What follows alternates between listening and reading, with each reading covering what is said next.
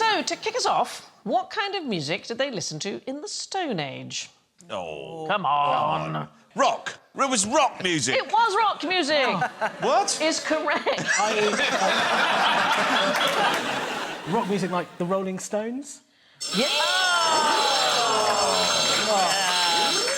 It was going so well, and then you just opened the trap door right like that. Yes, singing rocks used for music have been found all over the world. So if you go to Serengeti in Tanzania, there are stone gongs in Tanzania. There's one. Stone gong? Yeah, well, you can actually see the impression of where they've been struck. There are dolerite boulders, so an igneous rock with percussive marks in southern India. There's a cave in France, Fuamir. It's all over the world. But how do they resonate? Well, it depends on the rock and the type of rock. Yeah. It's called a lithophone.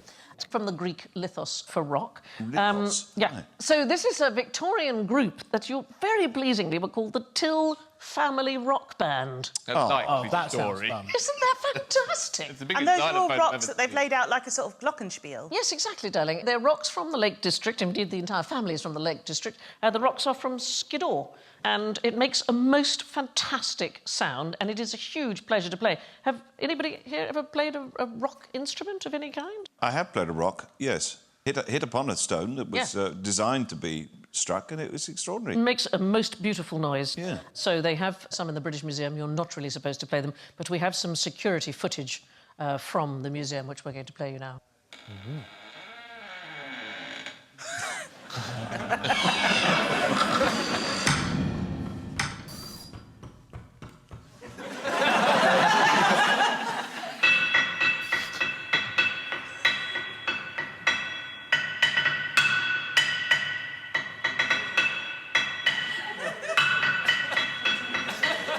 It's kind of jazz rock.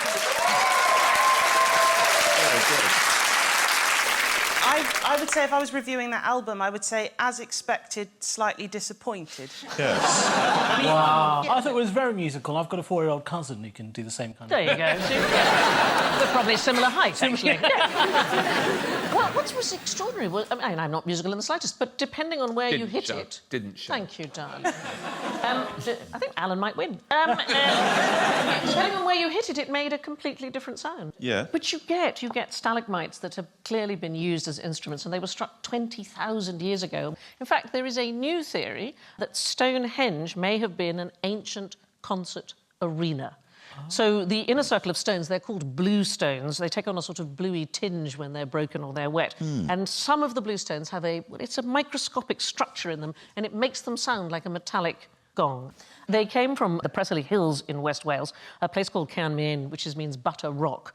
And they've tested the rocks in the area, and a huge number of them sort of ring out when they are struck, and it may explain why they went to such an effort to take the rocks all that distance to Stonehenge, that in fact they were making music. What do you think the term rock and roll originally referred to? Some sort of body movement. Yes, where? In something that you're rolling, potentially. Well, where might you have that kind of... In a barrel. In a barrel. In a, put in a barrel and put in a barrel. It's the movement of a ship. In a boat, yeah. Yeah, it's a 17th century phrase, rocking and rolling, to describe the movement of a ship on the ocean. And then in the early 20th century, you get it to be to do with dancing, to get spiritual fervour, and a euphemism for, you know... What's that? It's a euphemism for... Well, I was doing a hand euphemism there. Oh, yes. The jellyfish claps around the bucket. Yeah. Two crabs colliding. OK. Yeah. Sex. Oh! I don't know why I was shy suddenly. I don't know what that's about. But the phrase, in terms of it being used for music, it was a Cleveland radio DJ known as Alan Freed, and he used rock and roll for the very first time in 1951 to describe what we now know as rock and roll music. Thank you for watching. Do remember to subscribe to the QI channel and click here to watch more videos.